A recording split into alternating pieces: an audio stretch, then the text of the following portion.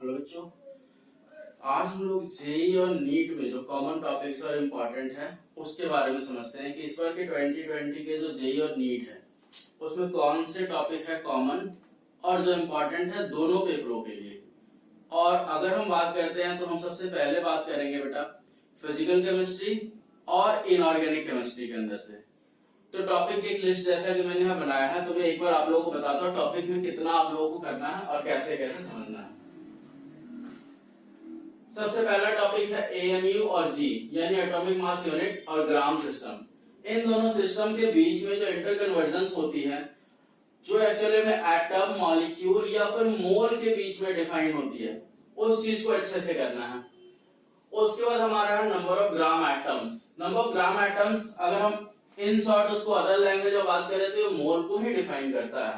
तो हमें number of gram atom के अंदर निकालने के तरीके में Dulong Petit law, vapour density method, specific heat method, volatile chloride method और आइसोमॉर्फिज्म मेथड, ये हमारे जो है 5 मेथड्स, ये 5 मेथड्स आप लोग बढ़िया से करेंगे। उसके बाद हमारा नेक्स्ट जो आता है वो आता है कोऑर्डिनेट और बैक बॉन्डिंग के बारे में, जो हमारा केमिकल बॉन्डिंग चैप्टर से रिलेट करेगा। फिर केमिकल बॉन्डिंग से हाइड्रोजन बॉन्ड, ये भी इस बार के लिए इंपॉर्टेंट टॉपिक है। फिर इसी हमारे केमिकल बॉन्डिंग टॉपिक से परसेंटेज ऑफ आयोनिक कैरेक्टर और उसके साथ रेजोनेंस फुल करना है बच्चों। इस बार रेजोनेंस बहुत इंपॉर्टेंट टॉपिक है इस बार के लिए, बहुत ही ज्यादा, इससे क्वेश्चंस आने के बहुत ही ज्यादा चांस है। फिर हमारा नेक्स्ट है concepts of acids and bases. Concepts of acid and bases जो कि इक्विलिब्रियम के अंदर आप लोगों को दिया हुआ है, तो वहां से वो सारा करना है। फिर हमारा नेक्स्ट टॉपिक है पैराडॉक्स ऑफ ऑक्सीडेशन नंबर। ये paradox of oxidation number topic जो है बेटा वो उन चीजों के लिए है, उन कंपाउंड्स के लिए है जिन कंपाउंड्स के अंदर एक ही एटम के अलग अलग ऑक्सीडेशन स्टेट्स होते हैं। उसके बाद नेक्स्ट हमारा ऑक्सीडाइजिंग एंड रिड्यूसिंग एजेंट्स के इक्विवेलेंट वेट निकालना उस पर्टिकुलर रिएक्शन सिस्टम के अंदर। नेक्स्ट हमारे पास है इम्प्योरिटी डिफेक्ट, और इम्प्योरिटी डिफेक्ट अगर आती है तो उसके बेसिस पे वैकेंसी कैसे निकालना, कितनी वैकेंसीज होंगी या वैकेंसीज नहीं होंगी, वो हमारे इंपॉर्टेंट टॉपिक है। फिर उसके बाद हम देखते हैं तो हमारा आइडियल और रियल गैस इक्वेशन आती है, और रियल गैस इक्वेशन के अंदर प्रेशर की सारी वेरिएशंस ये हमारे को करना है। रियल गैस इक्वेशंस को वन डे वाल इक्वेशंस भी कहा जाता है। फिर हम अगर बात करें स्टेट्स ऑफ मैटर के अंदर ही, तो ग्राम्स लॉ ऑफ डिफ्यूजन हमें करना है। साथ ही साथ मॉलिक्यूलर स्पीड्स के अंदर आरएमएस वेलोसिटी, एवरेज वेलोसिटी और मोस्ट प्रोबेबल वेलोसिटी, ये अच्छे से करना है और इनके बीच के रिलेशंस भी करने हैं। इससे क्वेश्चंस आने के इस पर बहुत ही ज्यादा चांसेस हैं। उसके अलावा काइनेटिक एनर्जी ऑफ गैस, ये भी हमारा स्टेट्स ऑफ मैटर के अंदर का ही टॉपिक है। फिर specific and molar heat capacity, ये थर्मोडायनेमिक के अंदर आ जाते हैं, तो स्पेसिफिक और मोलर हीट कैपेसिटी हमें करना है, और साथ ही साथ सीपी और सीवी के जितने भी तरह के रिलेशंस होते हैं वो सारा हमें करना है। ठीक है। फिर हमारा नेक्स्ट टॉपिक इंपॉर्टेंट है वो मोलैलिटी और मोल फ्रैक्शन, ये आपस में कैसे कंबाइन हो रहे हैं और इस कॉम्बिनेशंस के बेसिस पे क्वेश्चंस की प्रैक्टिस करनी है। नेक्स्ट रॉल्स लॉ, और उसके बाद एजियोट्रॉपिक सॉल्यूशन, ये हमारा बेटा इंपॉर्टेंट टॉपिक है इस बार सॉल्यूशन से। सॉल्यूशन के अंदर एक और इंपॉर्टेंट टॉपिक है वो एबनॉर्मलिटी, कि सॉल्यूशन के अंदर एबनॉर्मलिटी कितनी है, कैसे आती है। फिर अगर हम बात करें इक्विलिब्रियम में, तो इक्विलिब्रियम में बेटा इक्विलिब्रियम कांस्टेंट केपी और केसी का बेसिक फंडा वो सभी को आना चाहिए, क्योंकि ये टॉपिक डायरेक्टली ना आए बट इनडायरेक्टली हर बार आते ही आते हैं। इसके अलावा डिग्री ऑफ डिसोसिएशन देखना है, और डिग्री ऑफ डिसोसिएशन में स्पेशली वेपर डेंसिटी मेथड बच्चों को जरूर देखना है, क्योंकि ये मेथड इस बार के लिए इंपॉर्टेंट मेथड है। नेक्स्ट हमारा है टेम्परेचर इफेक्ट ऑन केडब्ल्यू, जो आइडियल प्रोडक्ट ऑफ वाटर है उस पर टेम्परेचर का क्या इफेक्ट होता है। फिर हमारा बफर सॉल्यूशन, और बफर सॉल्यूशन के पीएच और पीओएच कैसे निकालने पड़ेंगे। नेक्स्ट हमारे इक्विलिब्रियम से ही है सॉल्युबिलिटी प्रोडक्ट कांस्टेंट यानी कि केएसपी। केएसपी के अंदर तुम्हारे को बेटा सॉल्युबिलिटी के सारे रिलेशंस अच्छे से करने हैं, ये टॉपिक भी बहुत इंपॉर्टेंट है इस बार के हमारे 2020 के पेपर के लिए। फिर सूडो फर्स्ट ऑर्डर रिएक्शन, अगर हम केमिकल काइनेटिक्स की बात करें तो सूडो फर्स्ट ऑर्डर और हाफ लाइफ, ये दो टॉपिक केमिकल काइनेटिक्स में बहुत ही इंपॉर्टेंट टॉपिक है।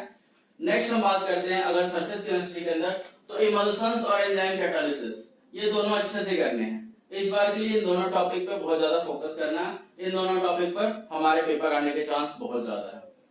फिर अगर थर्मो वापस बैक आते हैं तो हमारा हेस लॉ, बोर हेबर साइकिल और गिब्स एनर्जी और स्पॉन्टेनिटी, ये तीन टॉपिक थर्मो के फिर से है जो इंपॉर्टेंट टॉपिक्स में से हैं। नेक्स्ट हमारा इलेक्ट्रोकेमिस्ट्री। इलेक्ट्रोकेमिस्ट्री के अंदर conductivity, molar conductivity, equivalent and specific conductivity, ये कंडक्टिविटीज के सारे रिलेशंस अच्छे से करने हैं। नेक्स्ट हमारा आता है प्रोडक्ट ऑफ इलेक्ट्रोलिसिस और वर्क डन बाय सेल, ये दो टॉपिक और जो इलेक्ट्रोकेमिस्ट्री के हैं। तो इलेक्ट्रोकेमिस्ट्री के अंदर ये चार टॉपिक जो मैंने बताया इस बार बहुत ही ज्यादा इंपॉर्टेंट है, मेजर फोकस आपका इनके ऊपर होना चाहिए। फिर हमारा work done by cell, work done by cell यानी गिब्स एनर्जी की बात हो रही है। नेक्स्ट हम अगर बात करते हैं पी ब्लॉक के अंदर, तो पी ब्लॉक के अंदर जिसे हम डी ब्लॉक के अंदर भी इंप्लीमेंट कर सकते हैं तो वो है ऑक्सो एसिड्स। तो ऑक्सो एसिड्स जहां पर भी बन रहे हैं, पी ब्लॉक के हो या डी ब्लॉक के भी, कुछ ऐसे मेटल्स होते हैं जो ऑक्सो एसिड्स बनाते हैं, वो इंपॉर्टेंट टॉपिक है। फिर valence bond theory for complexes, complex जो कंपाउंड्स है उसके अंदर वैलेंस बॉन्ड थ्योरी का पूरी एप्लीकेशन अच्छे से समझ जाना है।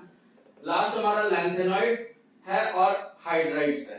लैंथेनॉइड और हाइड्राइड्स, डी ब्लॉक में लैंथेनॉइड इस बार के लिए इंपॉर्टेंट है और हाइड्राइड जो हमारा हाइड्रोजन चैप्टर के अंदर है वो हमारा इंपॉर्टेंट टॉपिक है। तो बच्चों ये हमारे जो थे ये फिजिकल केमिस्ट्री और इनऑर्गेनिक केमिस्ट्री के कुछ इंपॉर्टेंट टॉपिक्स है जो कि हम देख पा रहे हैं 40 टॉपिक्स जो मैंने मार्क करा है, ये इस बार अच्छे से करने हैं। बच्चों अगर अब मैं ऑर्गेनिक केमिस्ट्री की बात करता हूं तो ऑर्गेनिक केमिस्ट्री के इंपॉर्टेंट टॉपिक्स में अगर हम बात करें तो सबसे पहले हमारा quantitative analysis of organic compounds. Quantitative analysis के अंदर मतलब कि परसेंटेज निकालने में carbon, hydrogen, oxygen, nitrogen, phosphorus या ऑर्गेनिक कंपाउंड्स के अंदर कोई भी एलिमेंट अगर है तो वो सारा टॉपिक आता है। फिर हमारा इलेक्ट्रॉन डिस्प्लेसमेंट इफेक्ट्स।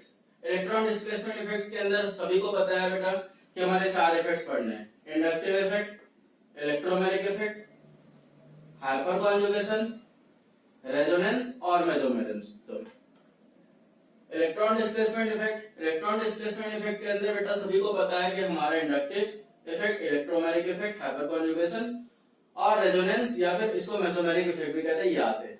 ये टॉपिक से डायरेक्टली इनडायरेक्टली क्वेश्चंस हर बार होते ही होते हैं, तो ये टॉपिक अच्छे से करना होता ही है। फिर हमारा रिएक्शन इंटरमीडिएट्स। रिएक्शन इंटरमीडिएट्स के अंदर बेटा हमारा फ्री रेडिकल, कार्बोकैटायन और कार्बोनायन, ये तीन हमारे को करने हैं। फिर एरोमेटिक के अंदर, एंटी एरोमेटिक के अंदर और नॉन एरोमेटिक के अंदर चीजें कैसे होती है वो हमें जानना है बेटा कि क्या होता है एरोमेटिक, एंटी एरोमेटिक और नॉन एरोमेटिक, कौन कौन से कंपाउंड इस कैटेगरी में आएंगे और उसको एग्जाम्पल को करना इस बार के लिए इंपॉर्टेंट है। अगर आइसोमेरिज्म की बात करें तो आइसोमेरिज्म के अंदर इस बार बहुत ज्यादा नहीं, आप ज्योमेट्रिकल, कॉन्फॉर्मेशन और ऑप्टिकल पर फोकस करें, पेपरों में इससे आने के चांसेस बहुत ही ज्यादा हैं इस बार। फिर अगर हम नेक्स्ट बात करते हैं मैकेनिज्म्स में, तो मैकेनिज्म में SN2, SN1, free radical substitution, electrophilic addition, free radical addition, nucleophilic addition, ये सारे मैकेनिज्म करने हैं। और एलिमिनेशन में ध्यान रखना बेटा अल्फा, बीटा, गामा तीनों एलिमिनेशंस करने हैं और बीटा एलिमिनेशंस के अंदर E1 और E2 जो सिस्टम होता है वो हमें इस बार अच्छे से करना है। नेम रिएक्शंस में बात करें तो कुछ नेम रिएक्शंस है, 15-16 नेम रिएक्शंस जो इसमें बहुत ज्यादा इंपॉर्टेंट है और जेई और नीट दोनों में इनमें से आने के बहुत ज्यादा प्रोबेबिलिटीज हैं। वो है Finkelstein reaction, Dow's process, carbylamine reaction, Hinsberg reactions, Reimer Tiemann reaction, Kolbe reaction, Kolbe electrolysis, ये दोनों अलग अलग होते हैं बेटा, इसलिए कंफ्यूज नहीं करना है। Then decarboxylation, Markovnikov, anti Markovnikov addition, Williamson synthesis, Friedel Crafts reactions. Friedel Crafts के 2-3 वर्जन जो है एल्काइलेशन, एसाइलेशन, ये सारा हमें करना है, ठीक है। और उसके बाद एस्टरिफिकेशन। एस्टरिफिकेशन के अंदर भी बेटा 3-4 टाइप्स के एस्टरिफिकेशंस होते हैं, हमें हर तरह की एस्टरिफिकेशन करनी है क्योंकि क्वेश्चन जो होगा पेपरों के अंदर एस्टरिफिकेशंस को लेकर के इस बार होने के बहुत ही ज्यादा चांस बन रहे हैं, ठीक है बच्चों। अब हम लोग नेक्स्ट जो सेशन रखते हैं बेटा, उस सेशन के अंदर मैं तुम लोगों के साथ में ये जो स्पेसिफिक टॉपिक्स मैंने बताए हैं जो इम्पोर्टेंट फॉर द पेपर्स है 2020 के जेई या फिर नीट के लिए, उन टॉपिक्स में से कुछ टॉपिक्स को उठाऊंगा और उन टॉपिक्स को डिस्कस करूंगा।